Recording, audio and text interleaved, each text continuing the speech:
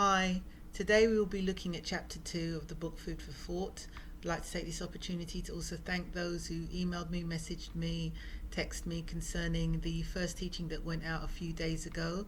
I'm glad to know that it's been a blessing and that you've been sharing it with others in whom it's also blessing.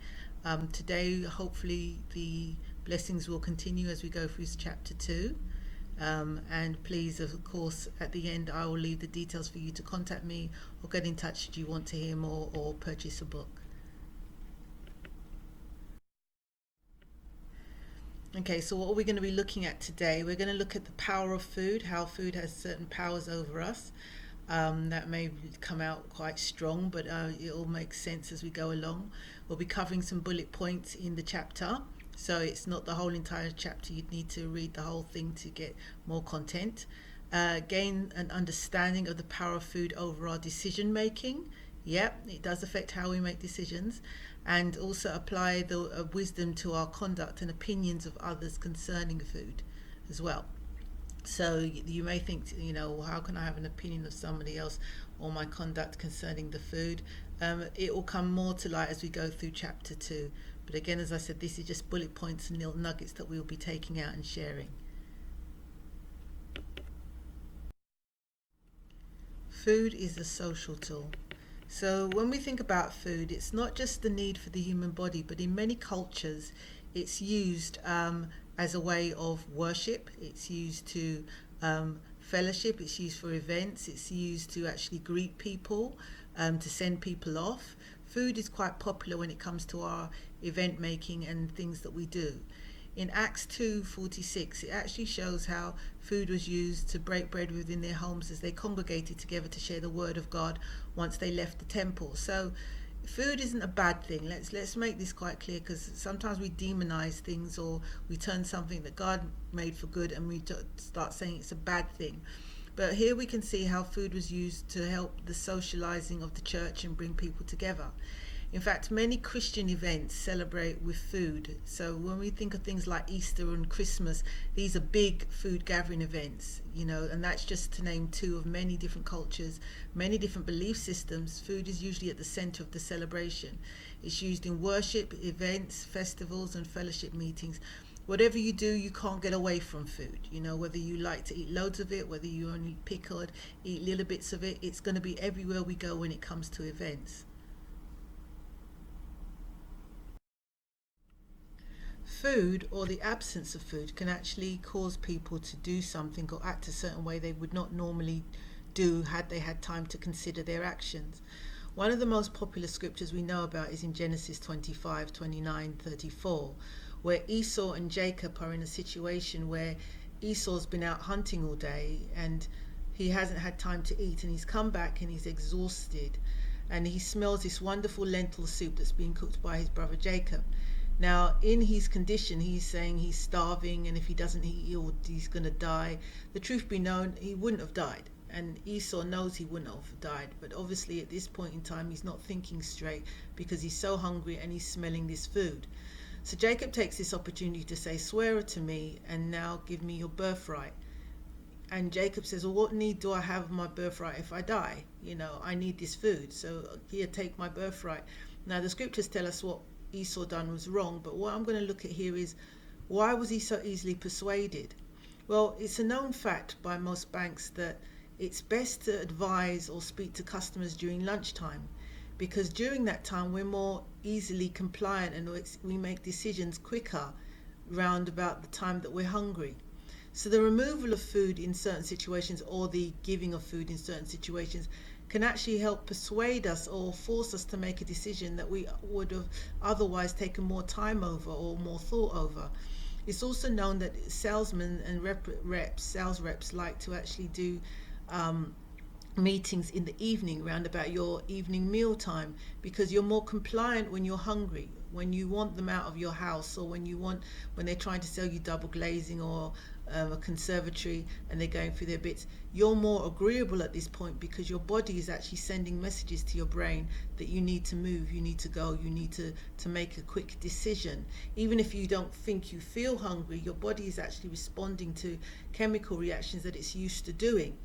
So I'm not saying that a chemical reaction caused Esau to do something he wouldn't have ordinarily done, but those driving forces, those persuasive chemicals in the body that causes the body to say, I'm hungry, to make a person who can rationally think, or give me 20 minutes and I'll get something to eat, to rationally start saying, I'm actually going to die if I don't eat within the next 20 minutes. It takes away the reasoning tool. And this is why sometimes I always say to people, if you've got to do something or got to think about something, make sure you've eaten. I think we've all been caught by the shopping on an empty stomach bug, where half the things go in the trolley you don't need, or you've put in things that I can eat before I get home, or quickly break open and eat in the car, because you're driven by your stomach, you're driven by that feeling of hunger, a need to be fed. So looking at food as a great persuader, don't just assume it means that if someone gives you a bar of chocolate, you're going to give them your PIN number and your bank account number. The issue is greater than that. The issue is more subtle.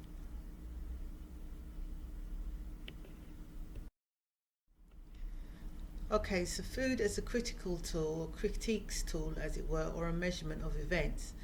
So let's look at a very popular event in John 2, 1 to 10. And this event is where Jesus turns water into wine, the first recorded miracle. And what I want us to look at is the response of the guests and the people when they taste the wine that Jesus had made. There's comments on, everyone brings out the choice wine at the first and then the cheaper wine after the guests have had too much to drink. But you have saved the best till now. So they're questioning the master of ceremony, as it was, the banquet holder, because they're thinking to themselves, hold on, this is the good stuff. You held the good stuff back.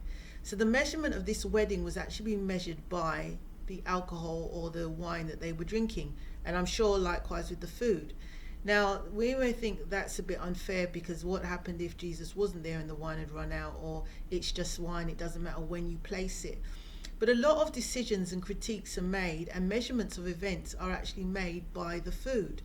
Let me give you a few examples what I mean by that. So, for example, how do we review an event? Well, I've been to several weddings over the years, and some weddings are big and large, some are quite small and petite. But one thing that seems to emanate out of all the weddings is that people will talk about the reception. And the reception would sometimes have a greater feedback than how the bride looked, or how the groom looked, or how the bride's mother looked. It would be, we ran out of drinks at the wedding, or I was at the wedding and they ran out of food, or I was at the wedding and you could have counted the grains of rice on the plate, or I was at the wedding and the food was lovely, or I was at the wedding and this happened. And we seem to measure the event by how good the reception or good the food was. The hall could be brilliant, but if the hall is decorated brilliantly and they hardly give you much food to eat, or the food was served late, or they did the speeches first and fed us later, we may think that we're not moved by food and we don't measure events by food, but we do. And when we share that information onto other people, how the event was, we was there for 7 hours and they were still taking pictures outside before they served the food, or we had to queue for the food, it was a buffet style thing. And there is a lot of focus on how the food is laid out, how the food is done, how it's represented.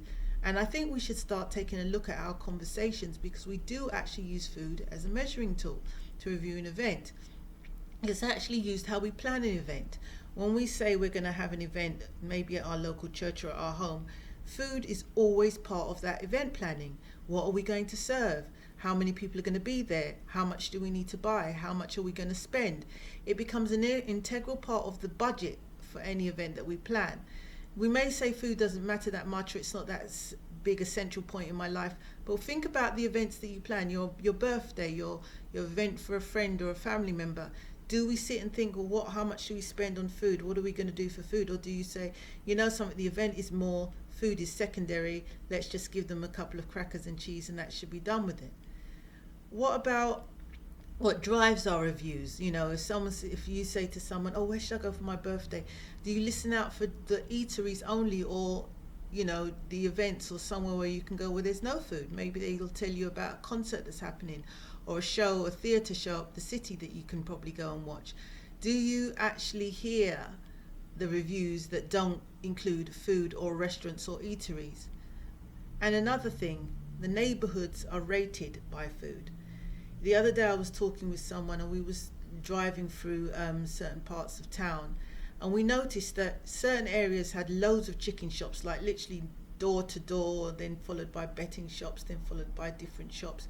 And then we went for a certain part of London, and we noticed the shops were all closed at this point, but we noticed there was delis and little grocery shops, and a nice little corner Waitrose Express, and we said to ourselves, it's funny how certain areas of affluence don't have certain shops, and other areas which are not so affluent financially have loads of chicken shops. And we realised when you look at house prices, or you look at going to buy a new home and the area you're going to, they advertise what shops and what places are around and nearby.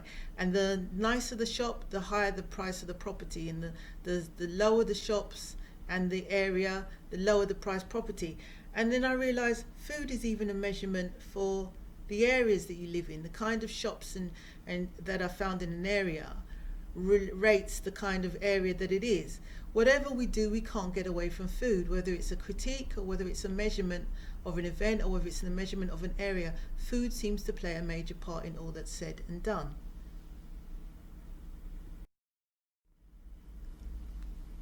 So let's look at the power of food to influence and change one's focus.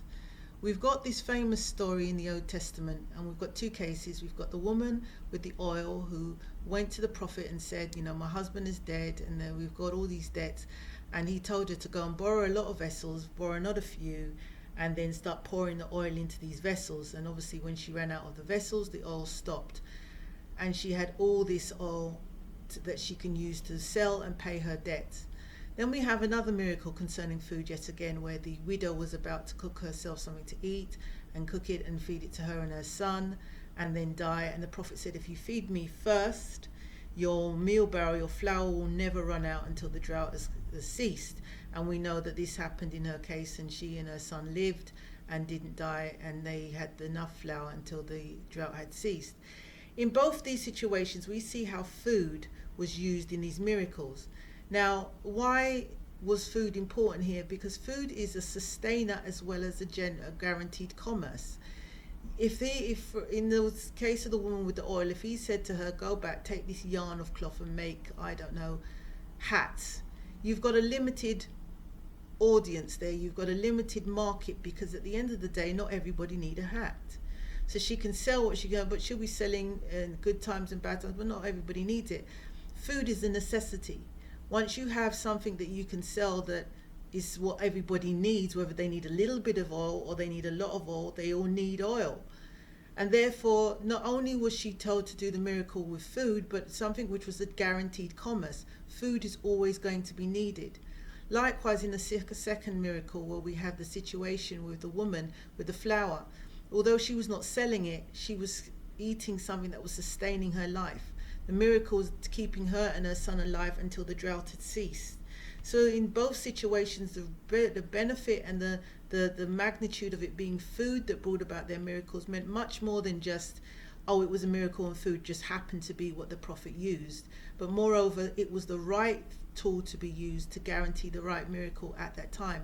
Food to clear debt or food to sustain life. But in both cases, it was food. Sticking on the topic of food being an influencer and to change one's focus, food can work in a bad way where it actually takes our focus away from the correct thing, which is God. So we've got a scripture here from John 6:23, and what that is, this is where Jesus has fed 5,000 people with the fish and the loaves.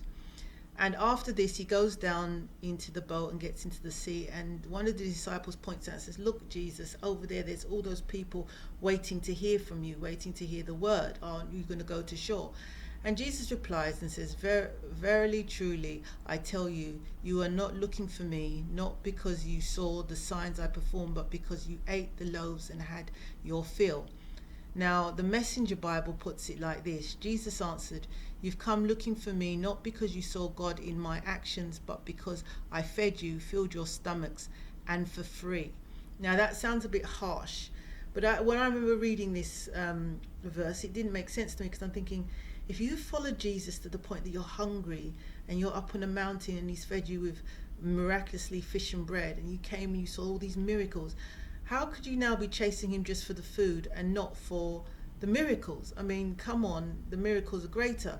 But then I thought about it in a modern day example.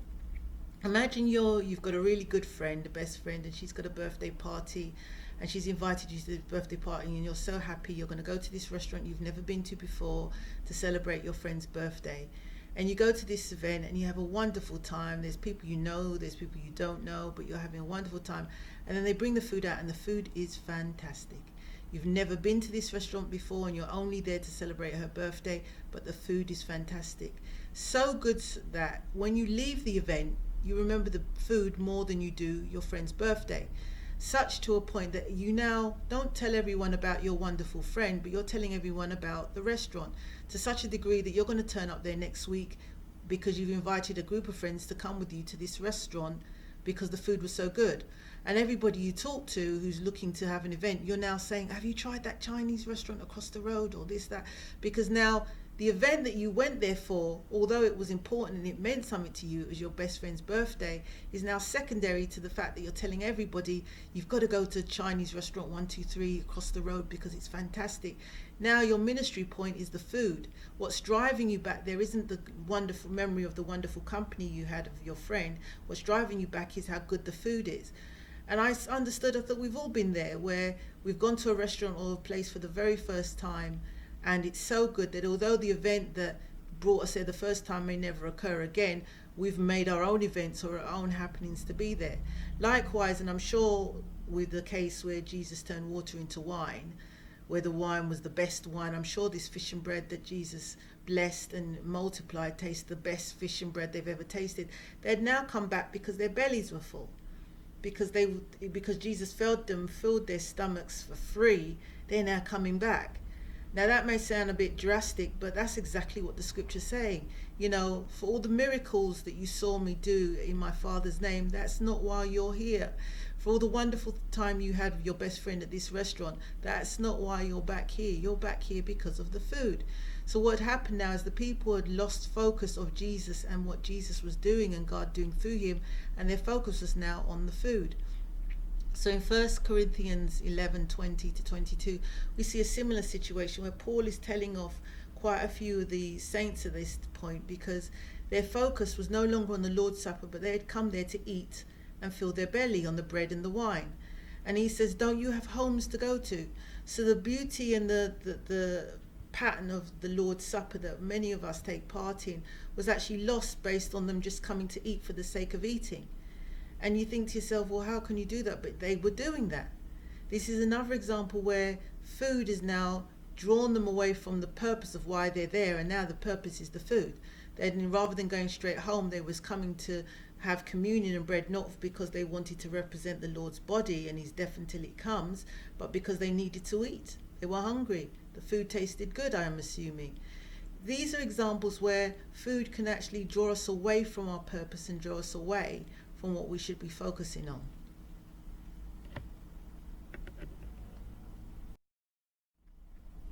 So we can be drawn away from the will of God by food. Why is this really critical and important? Well, as I've said before, food is a sustaining element. You can't not have it. You can't go without it, maybe for a duration of time through fasting, but you can't live without food. It's easy for the devil to snag us. It's easy for the enemy of our souls to capture us with food or draw us away from our purpose with food as an entry point, because it's something we all need. He couldn't pull us away with clothes because not everybody's into clothing. Not everybody's into gambling. Not everybody's into certain kind of things that will pull others away. But something we are all into is food, whether it's good food, bad food, nice food, vegetarian food, fatty food. We all are into food. And when you look at the temptation of the very first Adam in the garden, it was over food. They weren't hungry. He could have told him several things that he could have done to disobey God, but he used food because he used something that you need to tempt you to do something you shouldn't do. And the very first temptation of the second Adam, Jesus, that came along in the New Testament, was food again. And in this situation, it was harder because Jesus this time, unlike Adam, who wasn't hungry but curious, Jesus was indeed hungry because he had been fasting for 40 days.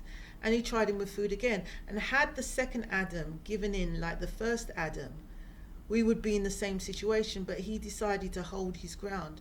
Man shall not live by bread alone, but by every word that proceedeth out the mouth of God.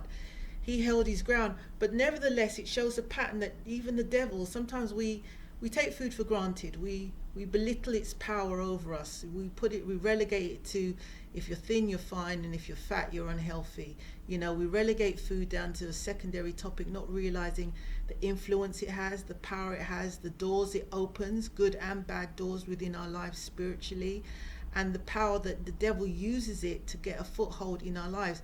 Many times it's not the food itself that is the issue, it's the attitudes and behaviors surrounding the food that makes the issue and makes the problem. Let us focus and understand what we need to do concerning food in our lives. Let us use wisdom.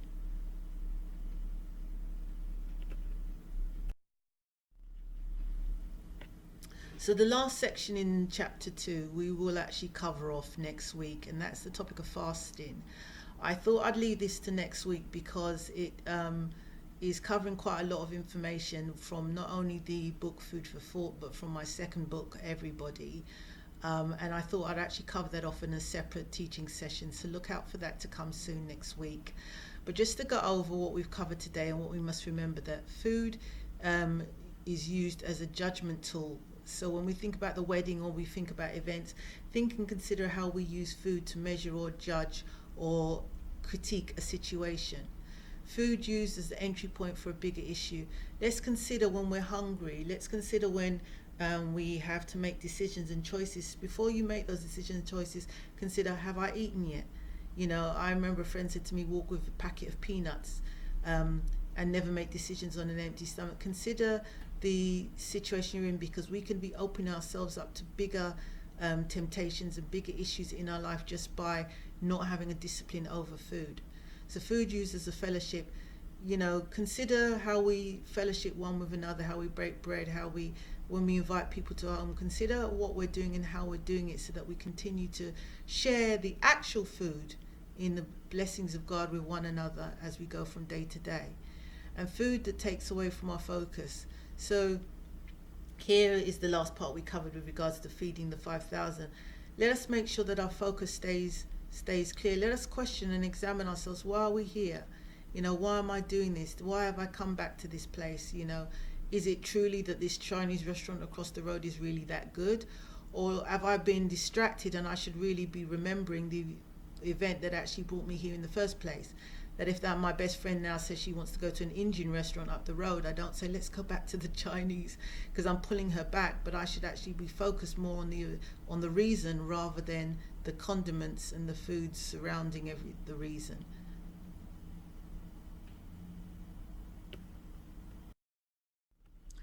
Once again, here are the links to the book on Amazon website. Please take a copy of the links and click on them. They will be also in the notes so that you can go and purchase yourself a book or purchase it for someone or a friend should you want to. Really hope that these are blessings to you and that you would also use this opportunity to bless others with this message surrounding food.